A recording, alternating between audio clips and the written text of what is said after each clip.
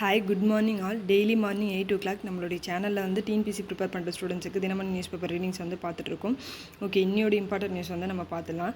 இன்றைக்கி வந்து ஆகஸ்ட் 9 கோயம்புத்தூரில் இருக்க ஒரு அரசு பள்ளியில் நம்மளுடைய தமிழ்நாடு முதல்வர் அவர்கள் தமிழ் புதல்வன் திட்டத்தை வந்து தொடங்கி வைக்க போகிறாங்க. ஓகே, தமிழ் புதல்வன் திட்டம்னா என்னன்னு பார்த்தீங்கன்னா, கவர்மெண்ட் ஸ்கூல்லையும் கவர்மெண்ட் எய்டட் ஸ்கூல்லையும் படித்த மாணவர்களுக்கு, அதாவது மாணவர்களுக்கு மட்டும் உயர்கல்வி படிக்கும்போது மாதம் மாதம் ரூபாய் 1000 வழங்கும் திட்டம் தான் என்னன்னு கேட்டிங்கன்னா தமிழ் புதல்வன் திட்டம். சரிங்களா? அந்த திட்டத்தை நம்மளுடைய தமிழக முதல்வர் அவர்கள் இன்றைக்கி ஸ்டார்ட் பண்ணி வைக்க போகிறாங்க. ஓகே, நெக்ஸ்ட்டு பார்க்கலாம். ஓகே, நெக்ஸ்ட் இங்கே பாருங்கள். எதிர்ப்புக்கு இடையே வக்ஃப் திருத்த மசோதா அறிமுகம். இந்த மசோதா வந்து ஓகே, வக்ஃப் அப்படின்ற வேர்டுக்கான மீனிங் என்னன்னு பார்ப்போம். வக்ஃப்னா என்னன்னு கேட்டிங்கன்னா, கடவுளின் பெயரில் உள்ள சொத்துக்களை நிர்வகிக்கும் அமைப்புக்கு பேர் தான் வக்ஃப் அப்படின்னு சொல்கிறோம். அப்போது வக்ஃப் உறுப்பினர்கள்னால் யாருன்னு கேட்டிங்கன்னா, குறைந்தபட்சம் 5 வருடங்கள் வந்து இஸ்லாமிய மதத்தை பின்பற்றவராக இருக்கணும். அது மட்டும் இல்லாமல் அந்த வக்ஃப் சொத்துக்கு உரியவராக இருந்தார்னா அந்த வக்ஃப் வாரியத்தினுடைய உறுப்பினராக அவர் வந்து இருப்பார். சரிங்களா? அப்போது இந்த மசோதா வந்து வக்ஃப் மசோதா முதல்ல மக்களவையில் எப்போ தாக்கல் செஞ்சதுன்னா 1954 தான் வந்து முறையாக இந்த வக்ஃப் மசோதா அப்படின்றது ஒன்று கொண்டு வந்தாங்க மக்களவையில். ஓகே, வக்ஃப் வாரிய சட்டம் அப்படின்னு சொல்லிட்டு ஒன்று இருக்குது. அது வந்து எப்போன்னு கேட்டிங்கன்னா 1995 தான் இந்த வக்ஃப் வாரிய சட்டம் 1995 வந்து கொண்டு வரப்பட்டது. சரிங்களா? இப்போது இந்த வக்ஃப் வாரிய இந்த திருத்த மசோதா என்ன சொல்லுதுன்னு பார்த்தீங்கன்னா, இந்த வக்ஃப் வாரிய சட்டம் 1995 இருக்கு இல்லையா, அதில் பிரிவு 40 வந்து ரத்து செய்கிறோம் அப்படின்னு சொல்லியிருக்காங்க. அப்போது இந்த பிரிவு 40ன்றது என்ன சொல்லுதுன்னு பார்த்தீங்கன்னா, அந்த சொத்துக்கள் குறித்து, அதாவது அந்த வாரியத்தினுடைய சொத்துக்கள் குறித்து தீர்மானிக்கும் அதிகாரம் அந்த வாரியத்துக்கிட்ட தான் முழுக்க இருக்குதுன்றதை நீக்கம் செஞ்சுட்டு, அதற்கு மாறாக அதை தீர்மானிக்கிற அதிகாரம் வந்து யாருக்கிட்ட கொடுத்துருக்காங்கன்னு பார்த்தீங்கன்னா, மத்திய வக்ஃப் கவுன்சில் மற்றும் மாநில வக்ஃப் வாரிய உறுப்பினர்களுக்கு வந்து இடம்பெறும் தொகுப்பு அமைப்புக்கு வந்து கொடுத்துருக்காங்க அந்த உரிமையை. சரிங்களா? அது மட்டும் இல்லாமல் வக்ஃப் வாரியத்தில் இதற்கு முன்னாடி முஸ்லீம் பெண்கள் மட்டும்தான் இடம்பெறணும் அப்படின்ற மாதிரி இருந்தது. இதுக்கப்புறமா முஸ்லீம் பெண்களும் முஸ்லீம் அல்லாதவர்களும் வந்து இந்த வக்ஃப் வாரியங்களில் இடம்பெறுவதை வந்து உறுதி செய்கிறது. சரிங்களா? அதன்படி பார்த்தீங்கன்னா, இந்த வக்ஃப் வாரிய நிலங்கள்லாம் இருக்கு இல்லையா, அதை வந்து மாவட்ட ஆட்சித்தலைவர்கள்கிட்ட தான் வந்து என்ன பண்ணணும், ரெஜிஸ்ட்ரேஷன் பண்ணணும். அது வக்ஃப் நிலமாக இல்லையான்றதை யார் முடிவு செய்வான்னு பார்த்தீங்கன்னா, ஒன்று மாவட்ட நிர்வாகம், இன்னொன்று வந்து நீதிமன்றம். 2 மட்டும்தான் வந்து என்ன பண்ணணும்னா இதை வந்து முடிவு பண்ணும். அதுக்கப்புறம் என்ன சொல்கிறான்னா, வக்ஃப் நிலமாக ஒரு நிலத்தை அறிவிக்கிறதுக்கு முன்னாடி அதனோட உரிமையாளருக்கு வந்து நம்ம என்ன பண்ணணும்னு சொன்னால் தகவல் வந்து தெரிவிக்கணும் அப்படின்னு சொல்கிறாங்க. இதை வந்து நம்மளுடைய திருத்த மசோதாவை மத்திய சிறுபான்மையின நலத்துறை அமைச்சரான கிரண் ரிஜிஜு, இந்த வக்ஃப் திருத்த மசோதாவை வந்து மத்திய சிறுபான்மையின நலத்துறை அமைச்சரான கிரண் ரிஜிஜு அவர்கள் வந்து நேற்று மக்களவையில் தாக்கல் செஞ்சிருப்பார். இதோடு இல்லாமல் 1923 கொண்டு வரப்பட்ட முசல்மான் வக்ஃப் சட்டத்தையும் வந்து ரத்து செய்வதற்கான மசோதாவையும் வந்து இதில் அறிமுகம் செஞ்சுருக்காங்க. அது மட்டும் இல்லாமல் நெக்ஸ்ட் என்ன சொல்கிறாங்கன்னா, இந்த வக்ஃப் வாரிய சட்டம் சொன்னோம் இல்லையா 1995, இதை வந்து எப்படி சேஞ்சஸ் பண்ண போகிறான்னு பார்த்தீங்கன்னா, ஒருங்கிணைந்த வக்ஃப் மேலாண்மை அதிகாரமளித்தல் திறன் மேம்பாட்டு சட்டம் 1995 அப்படின்னு சொல்லிட்டு பெயர் மாற்றமும் வந்து செய்ய போகிறாங்க. சரிங்களா? ஓகே, நெக்ஸ்ட்டு பார்க்கலாம். நெக்ஸ்ட் இங்கே பாருங்கள். பாரிஸில் நடந்துட்டு வர ஒலிம்பிக் போட்டியில் வந்து ஈட்டி எறிதலில் இந்திய வீரரான நீரஜ் சோப்ரா அவர்கள் வந்து வெள்ளிப்பதக்கம் வந்து பெற்றிருக்காங்க. இவருடன் போட்டி போட்ட பாகிஸ்தானுடைய அர்ஷத் நதீம் அவர்கள் வந்து கோல்டும், கனடாவினுடைய ஆண்டர்சன் பீட்டர்ஸ் வந்து வெண்கலமும் வந்து பெற்றிருக்காங்க. சரிங்களா? இதன் மூலமாக ஒலிம்பிக் சீரீஸில் அடுத்தடுத்த சீரீஸில், அதாவது இதற்கு முன்னாடி ஒலிம்பிக்லையும் சரி இப்பயும் சரி தொடர்ந்து வந்து பதக்கம் பெற்று வர முதல் இந்தியர் என்ற பெருமையை வந்து நீரஜ் சோப்ரா அவர்கள் வந்து பெற்றிருக்காரு. சரிங்களா? நெக்ஸ்ட்டு பார்த்தீங்கன்னா, இந்தியன் ஆடவர் ஹாக்கி டீம் வந்து பாரிஸில் நடந்துட்டு வர ஒலிம்பிக் போட்டியில் வந்து வெண்கலம் வந்து பெற்றிருக்காங்க. இவங்க இதுக்கு முன்னாடி 2020 டோக்கியோ ஒலிம்பிக்லையுமே வந்து வெண்கலம் தான் வந்து பெற்றிருந்தாங்க. சரிங்களா?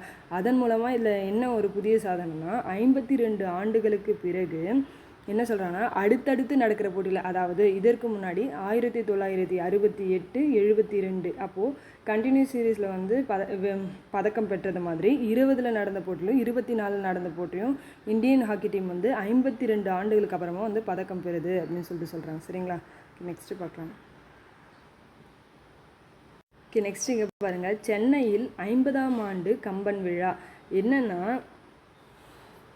காலம் தந்த கருவூலம் என்ற கருத்தை அடிப்படையாக கொண்டு கம்பன் கழகம் சார்பில் டி நகரில் வந்து வாணிமஹால் என்ற இடத்துல வந்து 50ஆம் ஆண்டு கம்பன் விழா வந்து நடக்க போகுது. சரிங்களா? நெக்ஸ்ட் பார்க்கலாம்.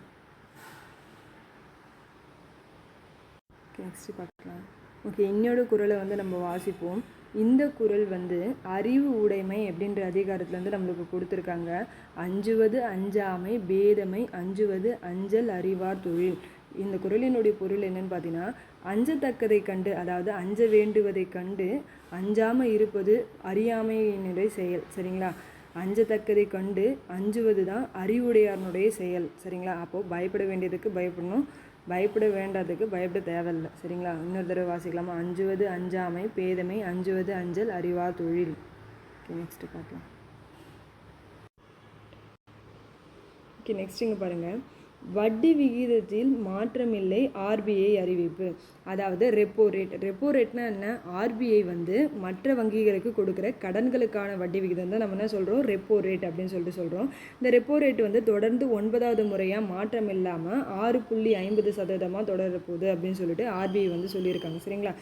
இதற்கு முன்னாடி, அதாவது 2023 பிப்ரவரி மாதம் வந்து 0.25% வந்து இன்க்ரீஸ் பண்ணி 6.50% வந்து ரெப்போ ரேட்டை ஆர்பிஐ வந்து அறிவிச்சிருப்பாங்க. அதை தொடர்ந்து 9வது முறையாக நடந்த நிதி கொள்கை குழு கூட்டத்துலேயுமே என்ன பண்ணாங்க, என்ன சொல்கிறாங்கன்னா, ரெப்போ ரேட்டில் எந்த வித மாற்றமும் கிடையாது, 6.50% தான் வந்து தொடரப்போகுது அப்படின்னு சொல்கிறாங்க. சரிங்களா?